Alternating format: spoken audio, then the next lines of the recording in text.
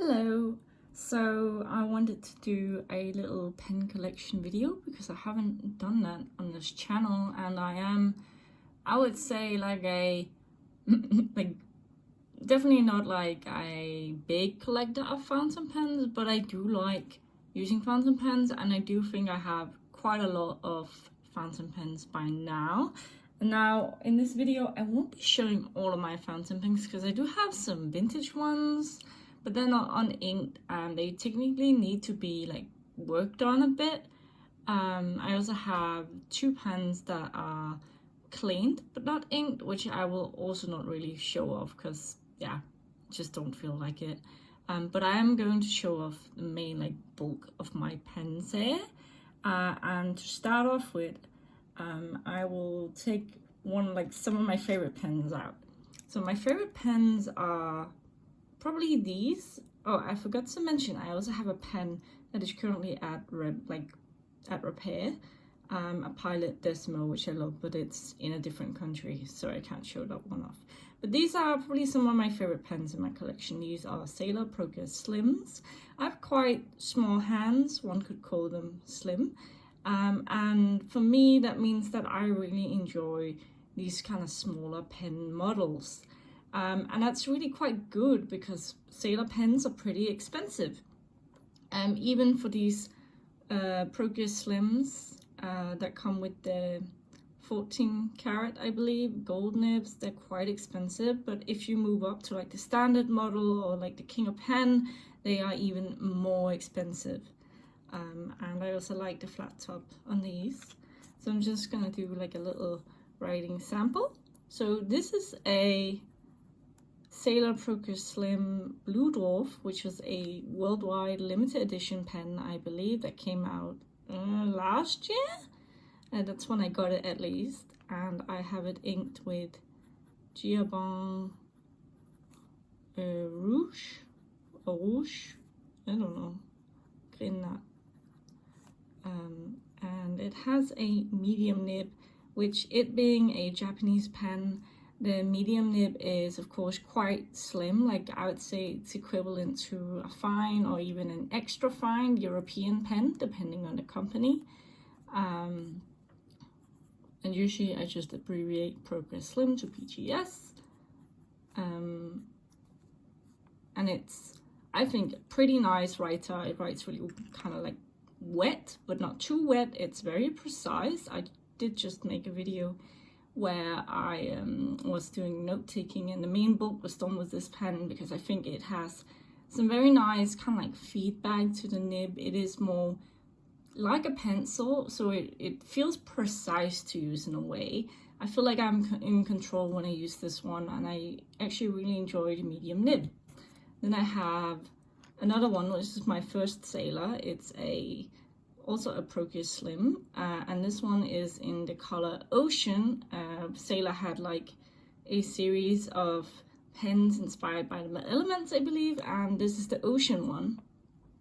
And at first I'd say I was never really interested in Sailor pens, but then one day I like saw this one on like some kind of store, and I don't know, I kind of fell for it.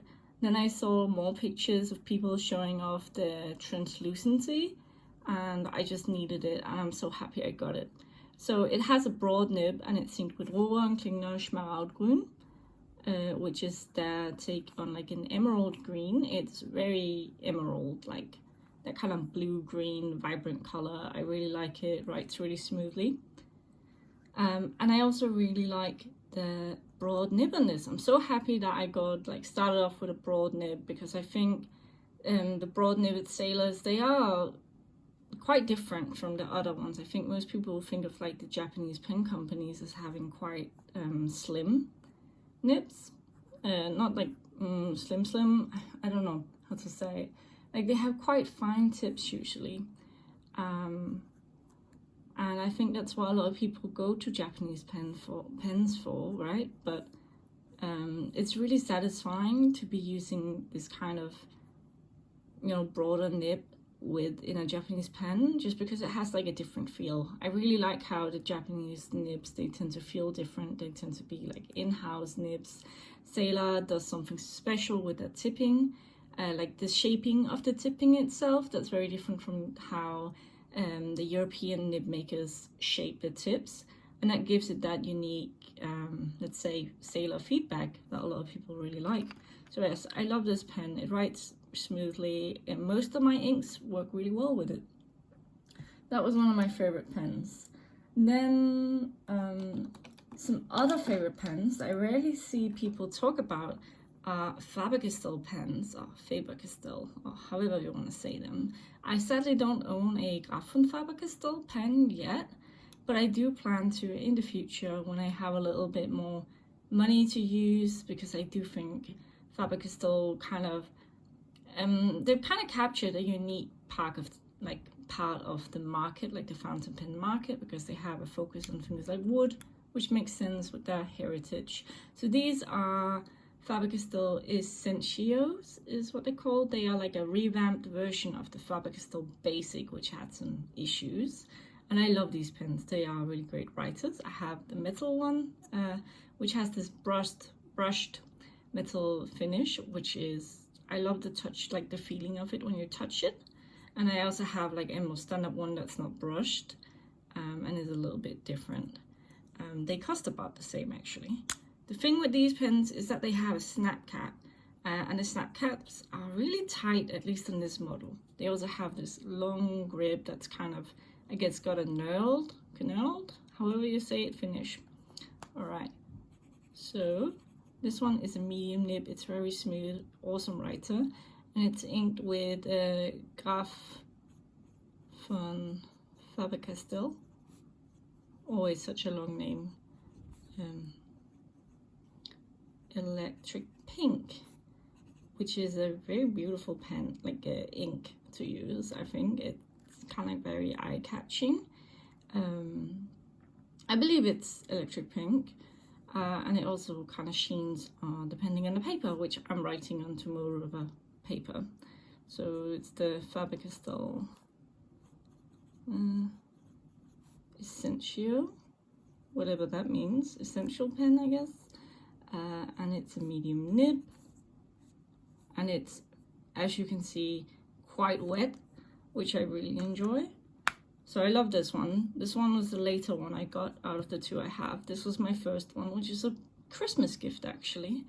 And it's a nice, like really good writer. I love using it for school. And this one has a fine nib, which is really nice, like to use. Like I said, I really like using it for school. So this one got Diamant Bleu Calan, I don't know, in it, which is a beautiful like ocean color. And again, it's just the same pen as before. I like to abbreviate FaberCastell to FC, but a lot of people do think of Franklin Christoph when you do that, so I'll just keep it to FaberCastell. Also, again, quite wet. I've had a lot of luck with these pens. Usually I'm pretty unlucky with the nibs I get when I buy nibs. It's very much like a toss-up if I get a good nib or not. So it's nice that these pens have mostly been working for me. Now, here's a Pilot pen. This is a Pilot Custom Heritage 91 in this like dark blue color that I got. And it has a medium nib. Now this one has been a troublesome one. When I bought it, it was quite a dry writer. I wrote pretty finely, but it was always bouncy, so I didn't mind too much. But in my mind, right, I just had that thought of, man, this could write like so much wetter and it'd just be lovely.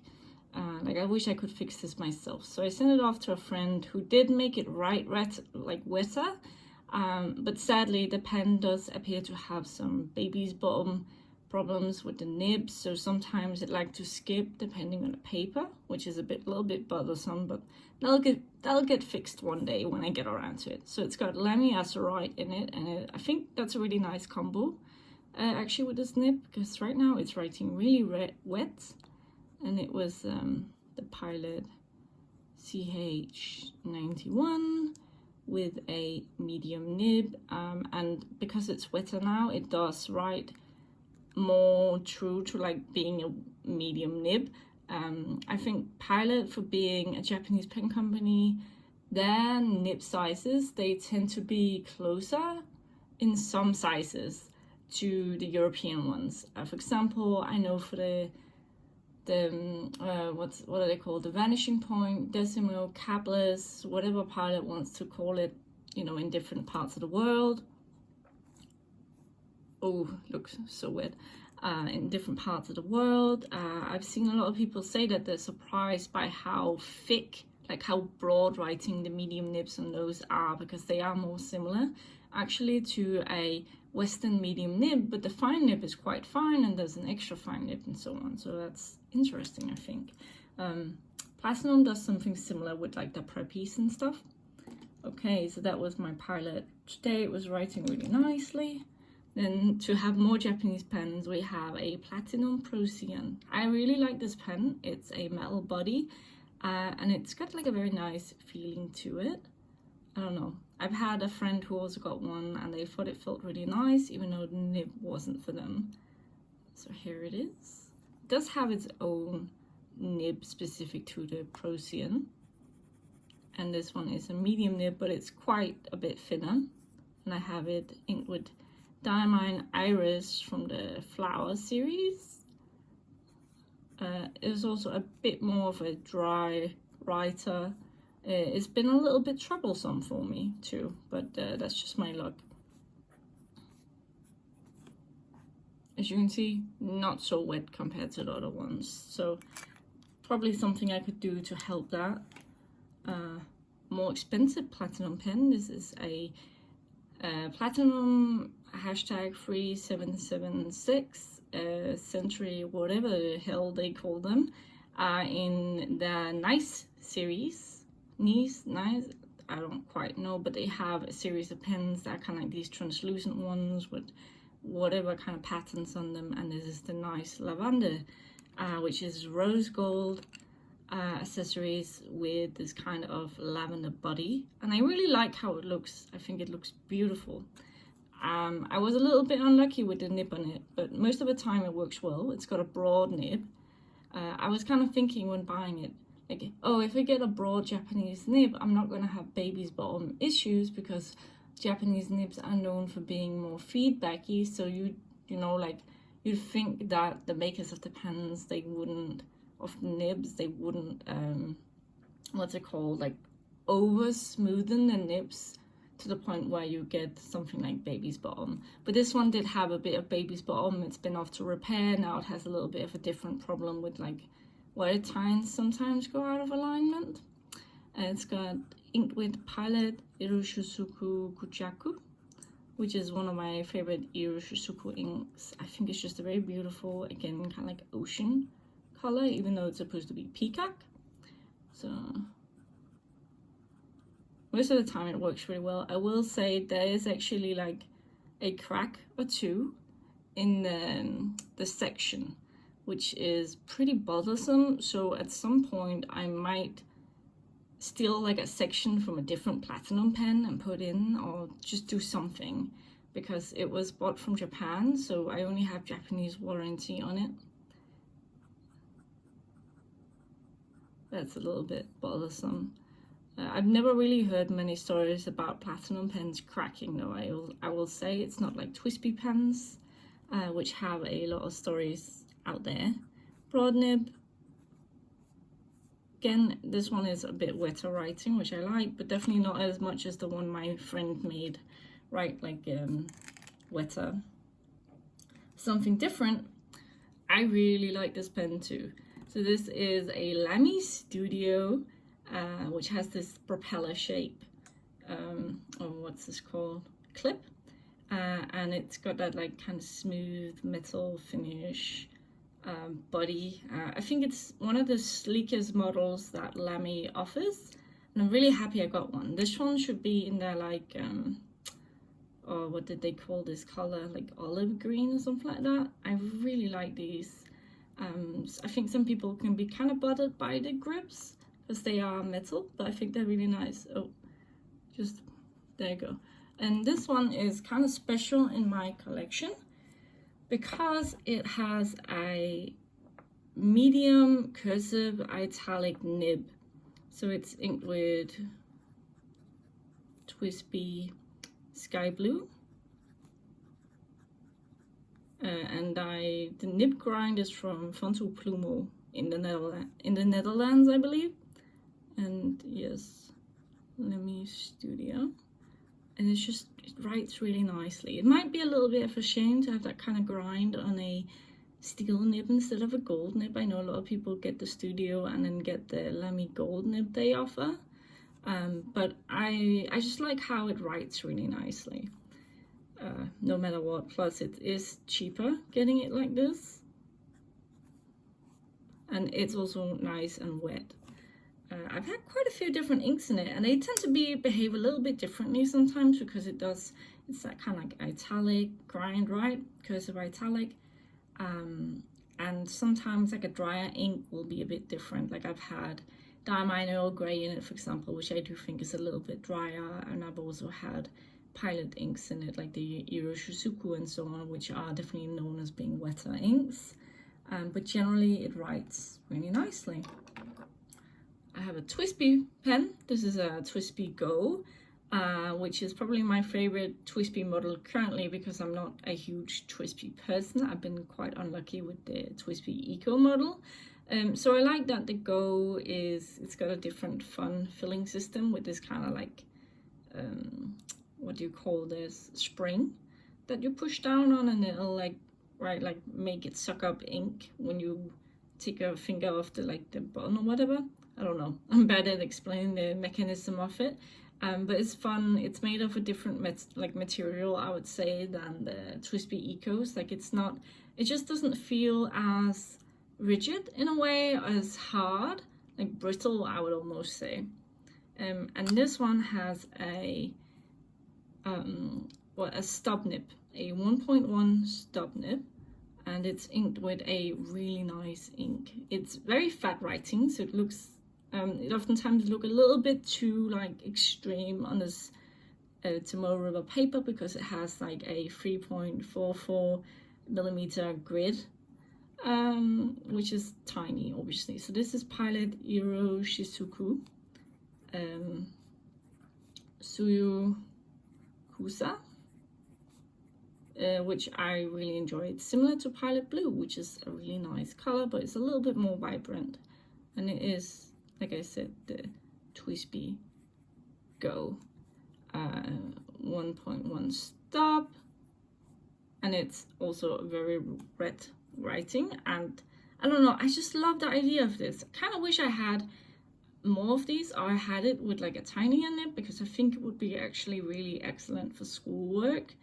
I like how the spring filling mechanism works after all. I think it's a little bit more user-friendly than the piston actually.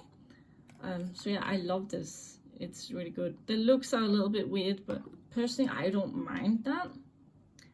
Another Pilot pen, which I also mentioned in the other one. I really like the Pilot Kikuno. I love how simple it is, like no clip or anything. It's cheap, it's cheerful, it comes in a lot of colors, and it has really nice nibs. So this one has an extra fine nib, and I think it's currently the only extra fine in my collection actually, because I don't know, I started out with fountain pens having like an extra fine nib on my Eco, and then slowly I graduated up towards like, oh, medium nibs are nice, oh, broad nibs are nice, you know, because I really like ink. So it's got Rose Tundras by Giovanni. I really like ink, so I like very quickly decided I don't want to use an extra fine. I want to use like medium or broad nibs to show off my ink collection really nicely. But now, because of school, I am a little bit more into the finer writing nibs out there. So I think the Pilot Kikuno is an excellent option. Then, like if you do want an extra fine nib, because it's got that Japanese extra fine, mine writes fantastic. I also think it's like a better model than the Metropolitan, because the Metropolitan was brass, which some people might like that it's metal, right, instead of being plastic. But I think the grip is way more uncomfortable on the Metropolitan, actually. It's kind of wet-ish writing. I don't expect an extra fine nib like this to put out a lot of ink. So yeah, I prefer this to the Metropolitan. I love the nib options. If you have, I believe between a lot of the cheaper Pilot models, you can easily swap around the nibs, because they tend to use the same nib and unit and all that. So it's possible to also get like a stop nib on this, and the like. And because it has a long body, it takes the Pilot Con 70. I can't remember if I heard something about the Con 70, like getting a new design or something, but previously at least, it's been able to take the Con 70 if you want to use the highest ink capacity converter by Pilot. So that's really nice. Let me see. Then I have my 80s, 90s Pelican M200 in like the blue colorway. I'm just trying to show off the beautiful what's it called, celluloid. I believe they use celluloid in the M200s too. It's just so beautiful, like the way it kind of sparkles and shimmers. So this one I got at a thrift store. It's got a broad nib, and it's a relatively good writer. It has a little bit of baby's bottom, I will say, but I've been using this one for quite a while now, at least almost 2 years. And I've been consistently using it because I think it writes excellent with most of my inks, and it's kind of really endeared me. Oh, I wrote the name wrong, whatever. It's Beau Blue by Diamine that's in it. It's kind of like an icy pale blue. It's really endeared me towards the Pelican M200 model, because the size is perfect. It's a similar size to the Procure Slim by Sailor, which like I said, was a really good size for me. Also similar, like it should be the same size as the M400, just it has a steel nib instead of a gold nib. And it's just very enjoyable. Like it has a softer feel to the steel nib, which I just really like. And the piston works really well for it, considering how old it is by now. But I do think Pelican pens, like they're just well known for their pistons. Like they have well-working pistons generally. Then we have my little enemy. This is a Twisty Eco in like the clear orange, whatever they called it. This one's been quite troublesome. It has a nib that has a little bit of baby's bottom, and it's inked with Diamine Lilac Night, which is a lovely muted purple color, which I really like using. I do think it's a good match for this pen. I will say I refill this pen maybe like once or twice a year because I just use it so little. I've been very unlucky, like I said, with Twisty pens. My first Twisty pen had an extra fine nib. It got some problems with like the nib where like it just stopped writing. Then I was told to like take out the nib and then like make sure that there was alignment from like the slit in the feed and the slit in the actual nib. And then later on I got a crack in the grip, and then that broke. Then I had problems with like the piston on it, and just a lot of like parts have been swapped, because I used to have an Eco turquoise, which you can't get anymore. Lots of parts been swapped, nibs have been swapped. I've had 3 bad Eco nibs. It's just I'm not very happy about it. This one I have gotten to work pretty nicely. Look at how wet that is. It's quite nice actually, but I just, when you have so much trouble with a brand, with a pen, it kind of sours like, you know, that model for you. So even though this one writes really nicely right now, I just never find myself thinking, oh, I want to use my Eco. You know, I'd rather use my Go if I'm using a Twisty pen. Like, that's just how I feel about Twisty. Like, maybe they will be different in the future. Who knows? Then I have this is my newest pen actually. This is a Sailor Pro Color, I believe, in like the Stardust version. So it has some little like sparkle kind of glittery bits in the resin. And this one's actually really nice for the price. It's got a steel nib, a fine steel nib, surprisingly. I thought that most of the time Sailor actually does, I thought that most of the time they only do the medium fine nibs, because a lot of their pens will just come with a medium fine nib, even some of the more expensive ones. So I'm surprised this one actually has a just fine nib. It's a steel nib. I think Sailor nibs, they just look excellent. And it's not, it's like that kind of cigar shape, and not a flat top. I will say I prefer flat tops. So this is my first inking of it. So it's been inked for 2 months now. So it's, like I said, it's pretty recent, and I'm kind of falling in love with it. I think it just writes really well. I'm excited to use a different ink in it. I'm using Diamond Kelly Green right now, but I really want to use an Iroshizuku ink in it, and it's just, I think this has a lot of potential as a school pen. It's a little bit more expensive, but Sailor do like cheaper pens than this even, just they tend to have the medium fine nib instead of the fine nib. So yeah, but I'm pretty sure it's a Sailor Pro Color.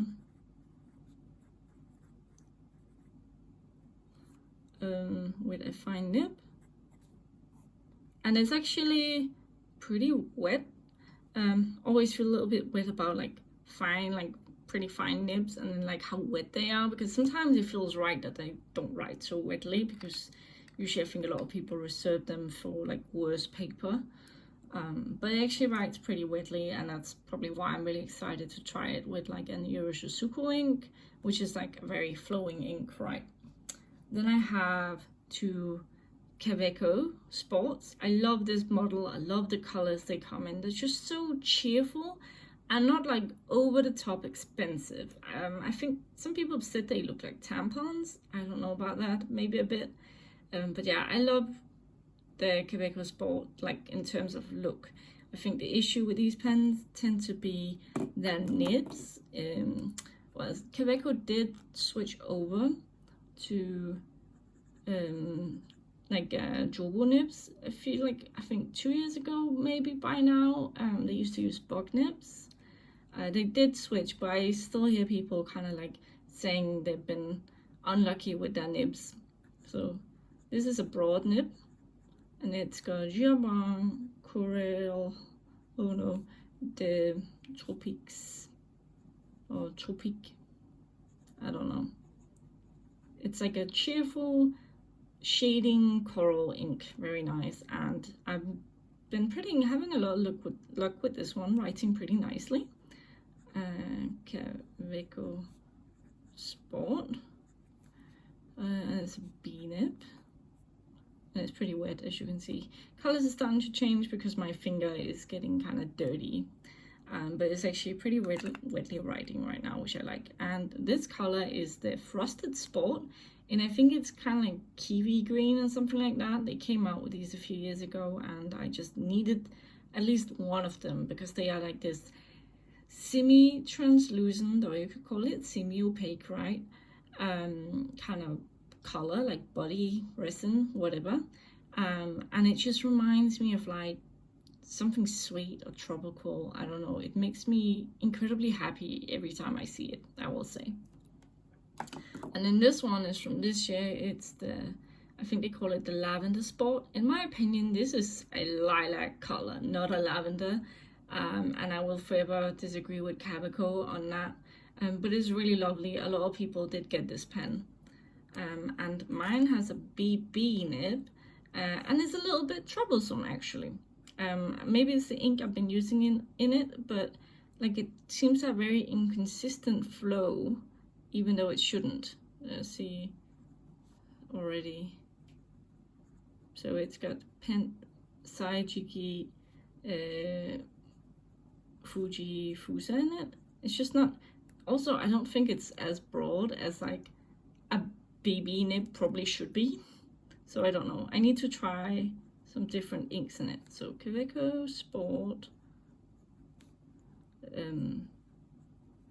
BB, I don't know. It kind of like goes between being very wet, not being very wet, just inconsistent flow, not sure what's going on because I've tried cleaning it. But I love the colors of it, like it looks really nice and cheerful. Just a little bit sad about that. Okay, so we're getting to the end now. So this is a pen I got from a friend, and it is a pen BBS, so a Chinese brand, 465. Whoops. 465 is the model name, and it is a Vac Filler. And I'm very grateful to have gotten this. I actually really like its size. I like that it's got a unique filling system to it, and I love like the resin. It's like, for being a Chinese pen, which I'll admit I haven't used that many Chinese pens, and I'm not really like the market for them, I guess. I think these pen BBS pens are very nice, and I see why people are excited about them actually. This one started out with like a kind of troublesome nib, but it's gotten better over time, and it's got a fine nib. So in it right now I have Diamine Matador, I don't know, which is a nice kind of muted deepish red. Yeah, I don't know, I generally like this. I will say probably something to do with the piston fillet design, but as you write with it, if you have a longer writing section, it does start to run drier, and I think that's just kind of a part of the piston, like the whole like Vac mechanism, where you kind of like gotta open it in the back for ink to kind of flow. But I haven't like 100% confirmed that that's what's happening, so I don't know. But I do like it.